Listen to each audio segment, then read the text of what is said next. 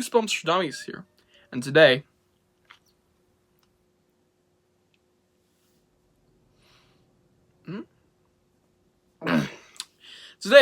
we are going to be, well, it's a very special day, you know.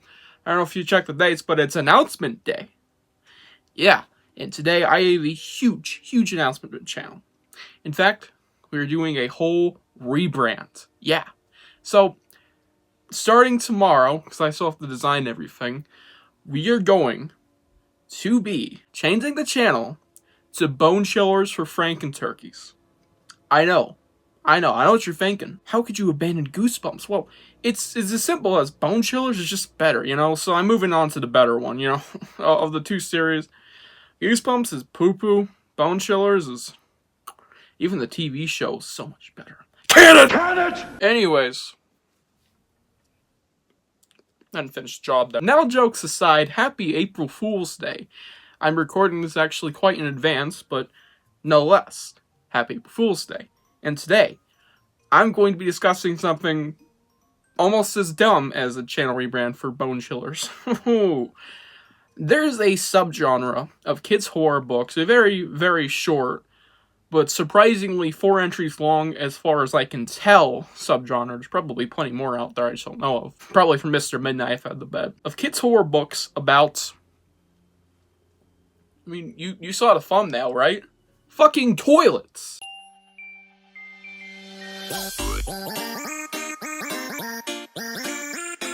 Okay. So, kids' horror about toilets. What are the entries we're talking about today? I have read all of these already, so we are reviewing these all. We have Bone Chillers, Toilet Terror. This is a very scary one, trust me. There's a ghost in the boys' bathroom from Graveyard School. A very interesting idea. Oh my god, that is a horrifying cover. I will see it in my nightmares. Just this weird, psychedelically trippy toilet spewing out cum for all I fucking know. Titled, Beware the Haunted Toilet. Okay, and then we finally... not you. Okay, I want to address the elephant in the room. I have never read a single Goosebumps until now. Goosebumps is a very notorious, but never really read Goosebumps knockoff. It gets brought up, and you remember it, you don't really care about it. You know, it's just one of those things where it's like, everyone knows about Goosebumps, just no one's read it. But yeah, I read one of them today, the first one of the two. And yeah, it is Stay Out of the Bathroom. Technically, it belongs here if it's not truly kids' horror. You know what I mean? So yeah, that makes 4. There's probably way more out there, but that's the off-rip ones. And at least the ones I have not read, if I don't remember. And there is another one I've read about haunted or cursed or bathroom kids' horror stories. Fuck me. So, let us start off with the top of the stack. We're just going to review these and go down the row. And I'm going to give you a little prelude of my thoughts. None of these are good. One of them's fine. It's actually one I'm about to talk about. Though, none of them are atrociously bad. Besides one, which is the last one we're going to talk about. And they were in the order that I showed you. So let's start off with Toilet Terror. The probably most iconic one here outside of the Goosebumps.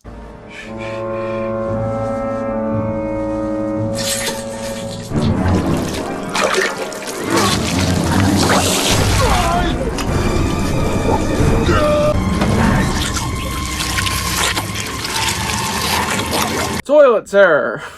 Who was this written by? Well, I know it says Betsy Haynes on the top, but it was actually written by a different person because Betsy Haynes dropped writing the series actually on this book, I believe. It was written by Elizabeth Winfrey, as it says there.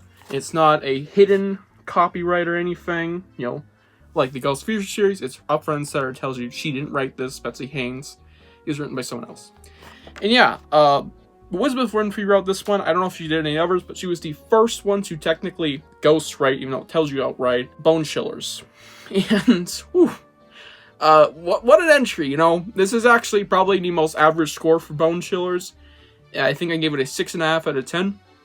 And it is very much a 6.5 out of 10 book. It is fine. It's decent. I wouldn't call it exactly good, but it's not mid or bad, so I guess there's that. Toilet Terror. This is the best book we have here today. I think the only thing saving this one from being a terrible book is the fact that it actually is not really about the toilet as much as it is about just plumbing and water going through the house. And for like a 10-page off-ramp segment of the sewer. Which, by the way, that whole thing's padding, so we're not going to talk about it again. Yeah, basically this is... Let me just run you down the story about a girl who's into science who flushes chemicals down her toilet, and then her brother's goldfish who dies, coincidentally, the same day. And you can already guess what happens. Toilet terror ensues. You can really deduct where this is going, just peering. Dead goldfish, chemicals, flush down toilet. There's your book. It goes exactly how you expect. And I think that's really about my problem, is it doesn't really impress me much. It's not doing a lot for me. I think it's an okay idea, but not a lot to stand on its own 2 feet. This is a very, very poopy read at times with some bad plot stuff. There is a whole thing with a character in here that didn't really land at all and didn't really amount to much. It's basically the same problem if I had that one poltergeist catching dude from The Last Sleepover, more recent Goosebumps book. Yeah, they have another one of those in here, and it's not very good. So, yeah. It's just a fine entry. It's not very offensively bad. It just has some rougher elements, and again, doesn't do a lot for me personally. So yeah, at least it's not actually about toilets. And so is the next one, actually. Thank God, I don't have to talk about toilet ghosts yet. Well, this is a bathroom ghost, so great. Oh, mama. There's a ghost in the boys' bathroom. This is the 11th book, or 10th. That was the 11th in that own series. This is the 10th Graveyard School book. And if you don't know, Graveyard School is written by Tommy Stone, which is probably a pet name, I hope. That's a very coincidentally great name. These are pretty short. The actual story here claims to be about 99 pages. And it's not even actually that long, because there's just blanks in here like that. Yeah, it's one of those. This book, this is one of the rougher ones of the 4 we have here today. It is probably the most boring setup ever. Let me just run you down. There's a ghost in the boys' bathroom. That's literally the plot. It's very good advertising, I know, because it's exactly what the book is. And if you're expecting a really interesting story, nope, because it actually is very, very dull. This is not a good book, if that wasn't obvious. This is actually my least favorite Graveyard School so far, although I've only read 3. Yeah, it's a really, really dull plot.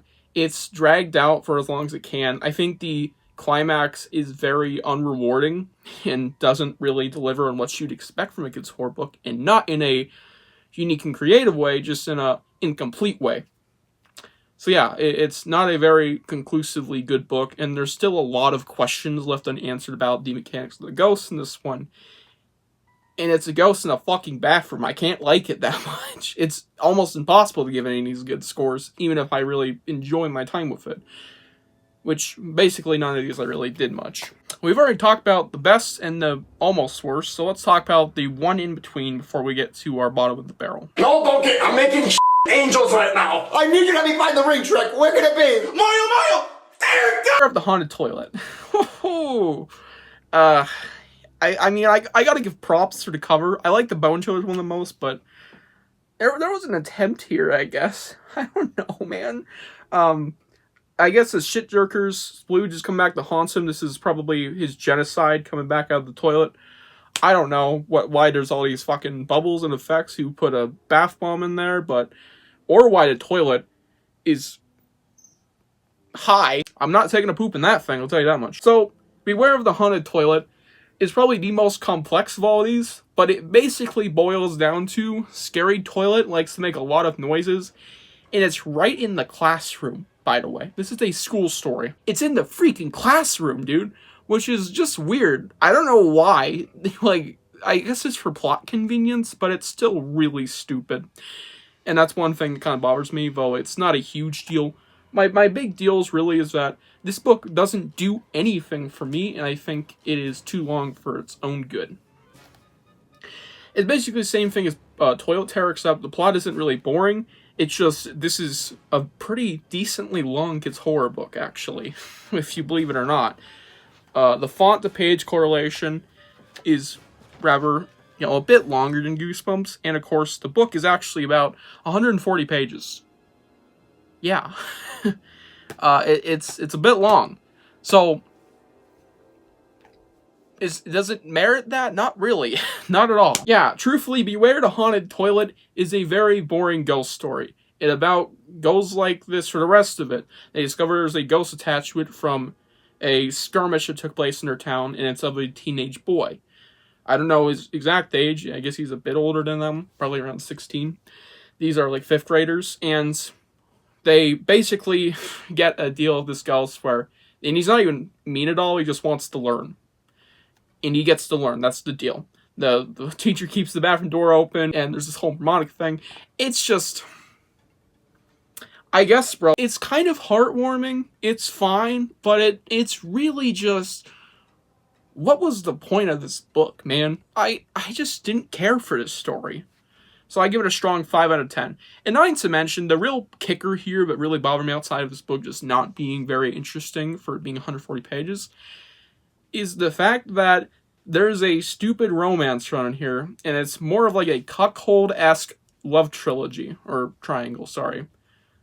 I'm not even kidding. Amongst 5th graders, by the way, there's this main character, his best friend who's a dude who's kind of an asshole when you really look between the lines, and this girl. And they're both obviously in love with her, except it's never stated with the character named Biff, who was the friend of the main. That's the only reason I remember him is because it's a weird fucking name. This dude is clearly in love with this girl, where the main character is also.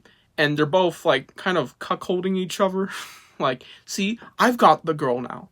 And it's like, why? You're in 5th fucking grade. Who fucking cares? This love plot just sucks. I don't know why it's here. It's a waste of time and a drug on the book. So, seriously, don't read this one. 5 out of 10. Okay, we'll talk about it. Holy shit, this sucked. What actually happened in this book? Well, let me just tell you my rating. Just first off, I gave this book a 1.5 out of 10. Which is kind of a weird rating, but it's like, I didn't absolutely hate it, and I think it achieved what it was trying to do, and I can respect that. Except I don't like the story at all. I got basically 2 chuckles out of it. A mighty 2 guffaws. And that was about it.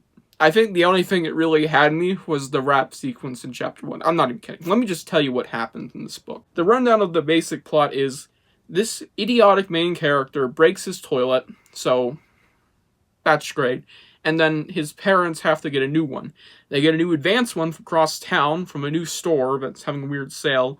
Spoiler alert, the store's run by aliens, and these toilets may or may not be part of an invasion plan. And his family basically gets cloned from the toilet. It's just a really, really bad alien sci-fi book. And I think it really just underwhelms me with the final 2 atrociously written and just plotted chapters. It's just, I know it's not supposed to be a good book. It's Goosebumps. It's a Goosebumps book. Goosebumps! My boogers that I was eating at the beginning of this video were better than this book. To be fair, I love boogers. I eat them every day. But no, seriously, this book, simple as that. And yeah, that concludes today's April Fool's video. I've been planning this for a while, since like January. In fact, I bought this book specifically ahead of time because I wanted to read it. I found the art piece for it on a website when I was on call a few months ago. And I remembered, hey, that means there's a book with this art piece, because it was a cover artist named Brooke Sedman, I believe. And that's how I prompted making this video, because I'm like, hey, there's this which I own this, and I have this. How do you think about this one? I'll do something stupider next year. If you have any other subgenre recommendations, maybe I could talk about, I don't know, ring me up. I'll see you guys in the next one. Bye.